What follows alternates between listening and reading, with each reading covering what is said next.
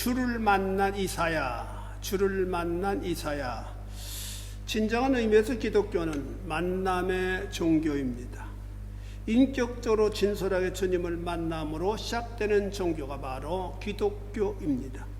그러기 위해서 주님께서 인생을 만나 주시기 위해서 찾아오셔야만 합니다. 성경에는 찾아오시는 경우가 굉장히 많이 있습니다. 삭개오를 만나 주시기 위해서 주님이 찾아오셨고, 수가성 여인을 만나 주시기 위해서 주님께서 친히 수가성 우물가로 찾아가 주셨습니다. 즉 주님을 만남으로 신앙의 열정은 일어나도록 되어 있습니다. 웨일즈 부흥을 위해서 크게 쓰임받은 하월 해리스는 1735년 6월 18일에 하나님을 만난 경험을 이렇게 고백했습니다. 갑자기 내 마음이 나의 구원자가 되신 하나님의 사랑의 불 앞에서 왁스가 녹는 것처럼 녹아내리는 것을 느꼈습니다. 사랑, 평화 같은 것을 느꼈을 뿐만 아니라 내 자신이 완전히 분해되어 그리스도와 함께 있고 싶은 갈망을 느꼈습니다. 그리고 나서 이전에 한 번도 경험해 보지 못한 영혼의 부르짖음이 내 안에 있었습니다. 아바 아버지, 아바 아버지. 나는 하나님을 아버지라고 부르지 않을 수 없었다. 내가 하나님의 자녀임을 알았고 하나님께서 나를 사랑하시며 나를 들으신다는 것을 알았다. 내 영혼은 충만하고 만족하여 이것으로 충분합니다. 저는 만족합니다. 이것으로 충분합니다. 저에게 힘을 주십시오. 물과 불을 통과해서라도 당신을 따를 것입니다 라고 외쳤다. 내 안에 영생하도록 솟아난 샘물이 있었다.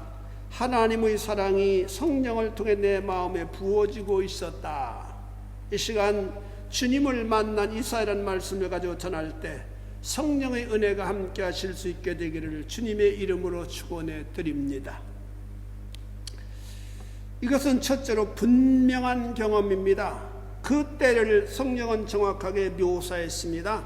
1절에 우시야 왕의 죽던 해에, 우시야는 기원전 790년에서부터 739년까지 유다를 통치한 왕입니다. 그땐 유다가 솔로몬의 시대처럼 번성하고 강성하던 시대였습니다. 그렇다면 이사야가 하나님의 임재를 시간적으로 분명하게 경험했다라고 하는 사실을 의미합니다. 마치 우리가 육신적인 생애를 들어서 알고 있지만은 우리가 영적 주님을 경험한 순간은 체험적으로 분명하게 주님을 알게 되듯이 말입니다. 그리고 그 경험은 개인적으로 결코 잊을 수 없는 순간이 되어집니다. 그래서 이사야도 주님이 자신에게 임재하신 때를 정확하게 기억하여 기록하고 있습니다. 그렇다면 여러분이 영적 하나님의 임재하신 때를 분명히 기억하고 있는지요? 그런 사람은 강인한 그리스도인이 되어질 수가 있습니다. 이사야는 분명히 눈으로 보았다고 고백합니다. 본문에 내가 본즉 주께서 높이 들린 보좌에 앉으셨는데 내가 보았다. 이것은 확실하고 분명한 증거가 있다라고 한 말씀입니다. 이것은 단순히 들어서 한다는 말이 아니잖아요. 정의련 특징이 있습니다. 내가 보았다 라고 하는 특징 말입니다. 예수 그리스도의 정의는 모두가 예수 그리스도의 부활을 분명히 목격한 사람입니다. 그의 하나님 되심을 분명히 경험한 사람들입니다. 그래서 정의는 분명하게 내가 주님을 보았다. 죽음에서 살아나신 주님을 내가 만졌다. 내가 목격했다. 내가 말씀을 그분으로부터 직접적으로 들었다. 그렇게 증언합니다. 성전 미문에 나면서부터 앉은 병이 든 자가 나사렛 예수 그리스도의 이름으로 일어나라고 하는 베드로의 명령을 힘입어 고침을 받았습니다. 이 일로 인해 소란이 일어났습니다. 제사장들은 많은 것을 뜻하게 했지만은 이런 기적이 전혀 나타나지 않았던 사람들이기 때문입니다. 제사장의 무리가 이 사람을 불러 누가 너를 고쳐주었느냐고 질문했습니다. 그러자 기탄 없이 나사렛 예수께서 고쳐주었다고 했습니다. 그러면서 그분은 메시아라고 전합니다. 그때 저들 화를 내며 어떻게 나사렛 예수가 이런 일을 할 수 있느냐고 부정합니다. 그러자 고침받은 사람 말하기를 그런 메시아가 아니고선 과연 누가 이런 놀라운 일을 할 수 있겠느냐고 반문합니다. 그렇습니다. 분명히 본 사람은 누가 뭐라고 해도 듣지 않습니다. 바라옵기는 여러분들이 로마에 사시는 어간에 분명하게 주님을 뵙게 되기를 바랍니다. 그래서 확신 있는 삶을 살아가실 수 있게 되기를 바랍니다.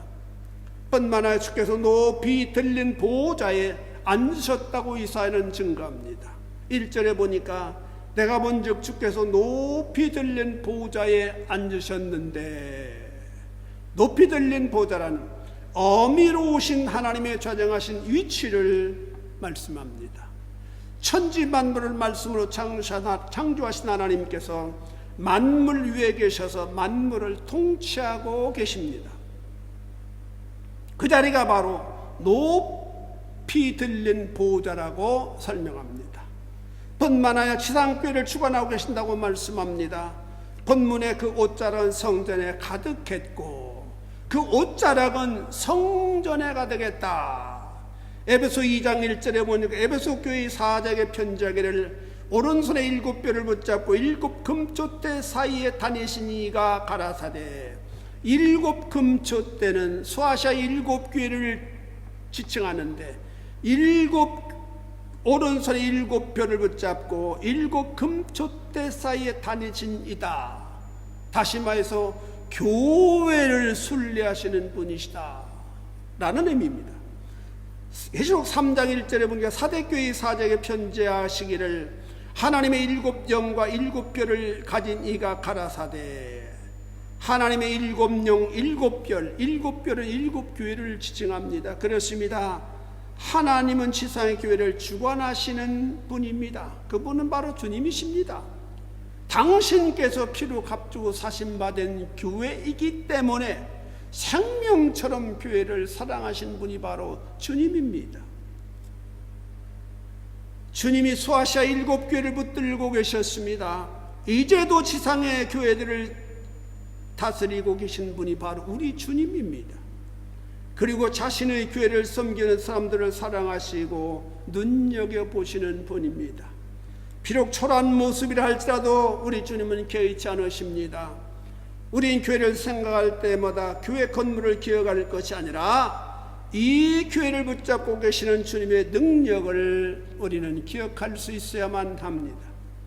그리고 거룩하신 주님의 옷자락에 가간 교회를 사랑해야만 됩니다. 이 교회는 사람들의 눈에 볼 때는 사람들이 볼 때는 초라한 부분이 없잖아 있지만은 주님의 거룩하신 옷자락이 이 교회를 채우고 있는 교회다라고 하는 사실을 여러분들이 기억하고 교회를 사랑하고 교회를 높이는 여러분들이 되어질 수 있게 되기를 바랍니다.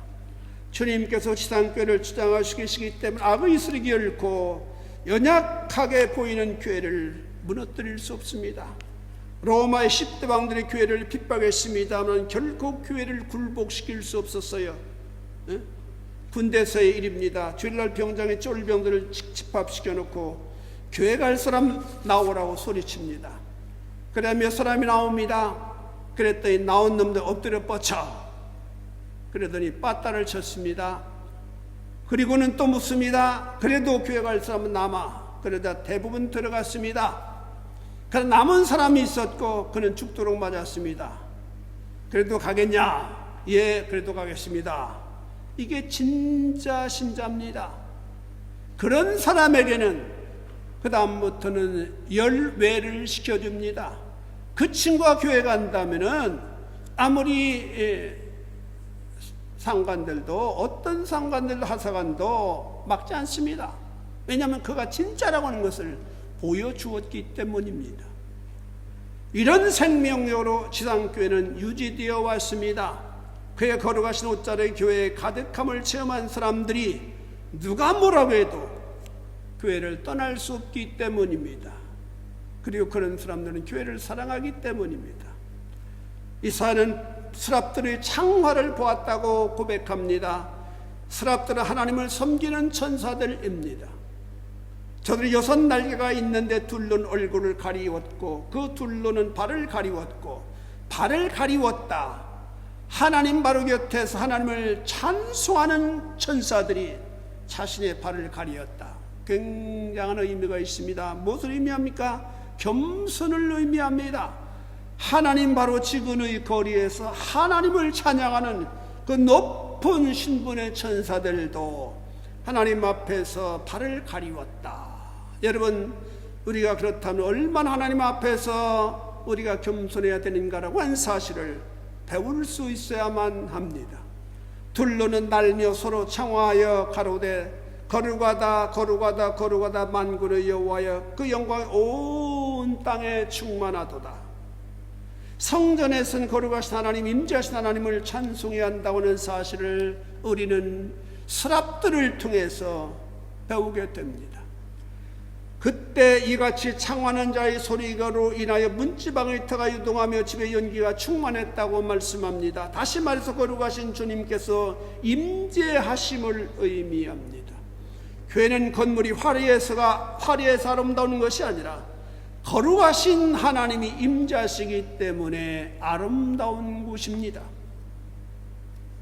두 번째로 이 경험으로 자신의 정체성을 이사야는 알았습니다. 5절에 보니까 그때 내가 말하되 화로다 나여 망하게 되었도다. 나는 입술이 부정한 사람이 입술이 부정한 백성 중에 거하면서 만군의 여호와이신 왕을 배웠음이로다. 이사야는 하나님의 임재 앞에서 자신의 모습을 보았습니다. 하나님의 어미로운 모습을 세밀하게 관찰하고 또 깊이 주목해야만 하는데 오히려 자신의 모습을 보게 되었으니 놀랍기만 합니다. 우린 여기서 중요한 사실을 배우게 됩니다. 소크라테스가 너 자신을 알라고 했습니다마는 인생만큼 자신을 알지 못하는 존재도 없을 겁니다. 인생은 자신을 제대로 알지 못합니다. 수시로 거울로 자신을 바라보지만은 자신의 외모는 볼 수 있겠지만은 자신의 내면만큼은 전혀 보지를 못합니다.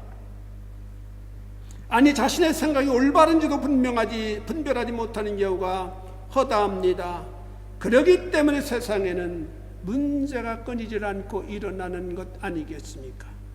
이런 일은 일어나고 자신을 제대로 보지 못하기 때문입니다. 그런데 자신을 제대로 즉 정난하게 보는 방법이 있습니다.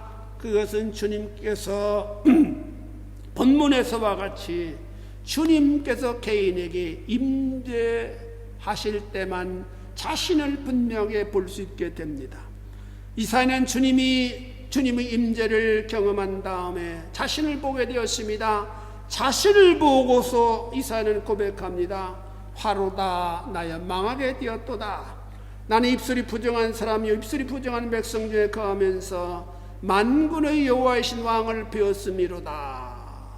베드로도 비슷한 고백을 했습니다. 누가복음 5장 1절에 보니까 고기잡이에 실패한 베드로에게 깊은 데로 가서 그물을 내려 고기를 잡으라고 주님 말씀하셨습니다. 순종한 베드로는 고기를 많이 잡아 그물이 찢었습니다. 잡힌 고기를 2배 채우며 배들이 잠길 정도로 엄청난 고기를 주님의 말씀 한마디에 순종했더니 그런 축복의 결과를 얻게 되었습니다.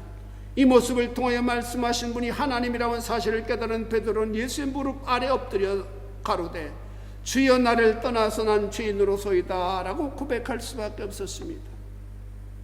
누구든지 주님을 배운 사람은 먼저 자신을 바라보도록 되어 있습니다. 그 거룩하신 주님의 빛에 의해서 자신의 더러움을 볼 수 있기 때문입니다. 이렇게 자신의 실존을 바라본 자야라야 비로소 자신의 연약함을 알고 인정하고 겸비하게 됩니다.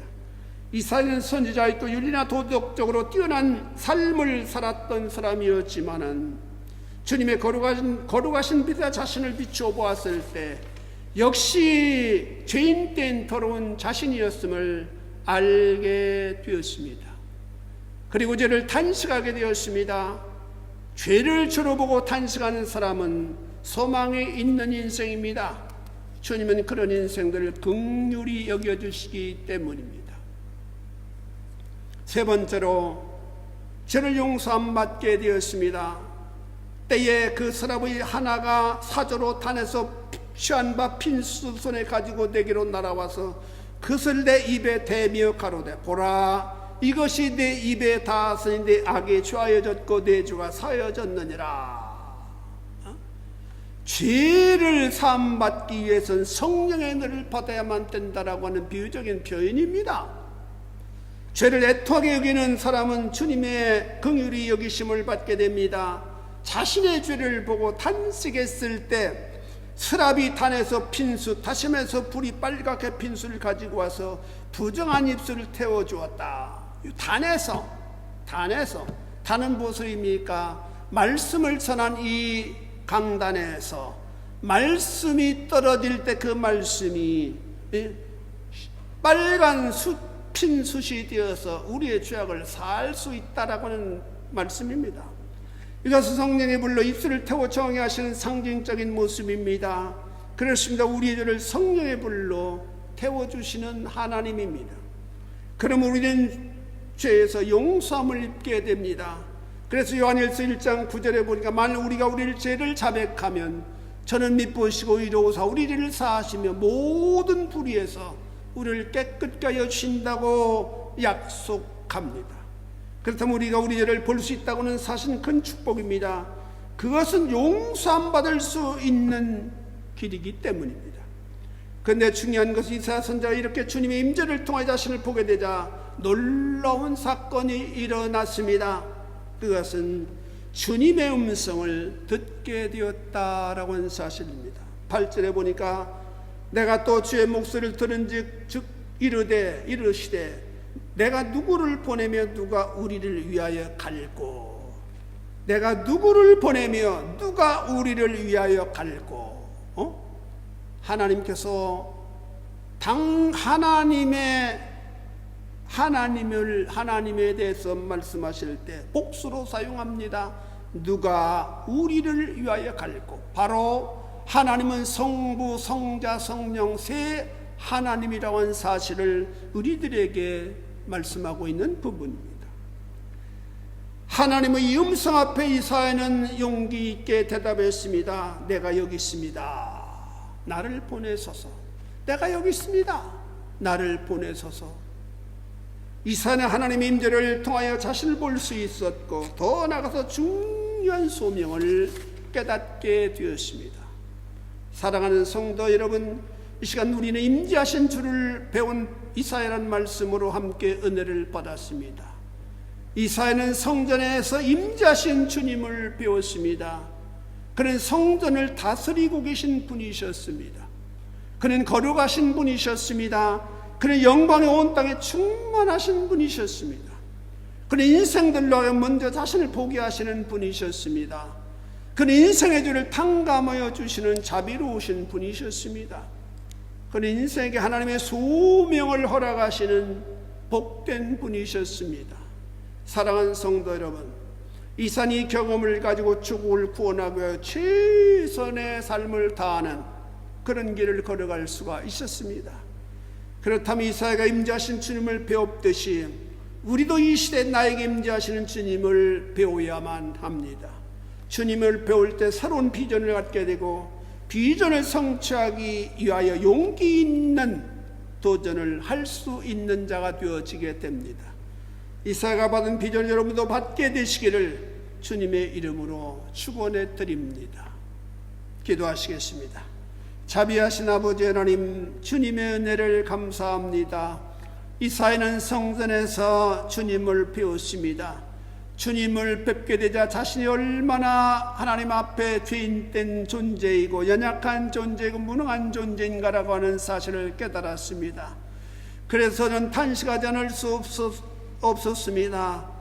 그가 자기의 죄를 탄식할 때 스랍이 단에서 핀수를 가져다가 이사야의 입술에 대면서 말씀하기를 내 죄가 사여졌다라고 하는 말씀을 듣게 되었고, 그 말씀을 들은 이사야는 주님의 간절한 뜻이 무엇인지를 깨닫고 내가 여기 있습니다. 나를 보내소서. 내가 주님의 소명을 위하여 세상을 살아가겠습니다라고 고백했을 때 하나님께서 그를 선자로 세웠다고 하는 사실을 우리는 기억합니다.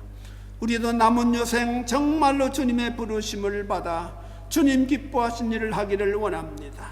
아버지 하나님이여, 우리를 먼저 죄씀 받게 하나님 인도하여 주시고, 그 후에 우리를 아버지 하나님 소명자로 우리를 사용하여 주셔서 하나님을 기쁘시게 하는 우리들의 삶이 되어질 수 있도록 주님 축복하여 주옵소서.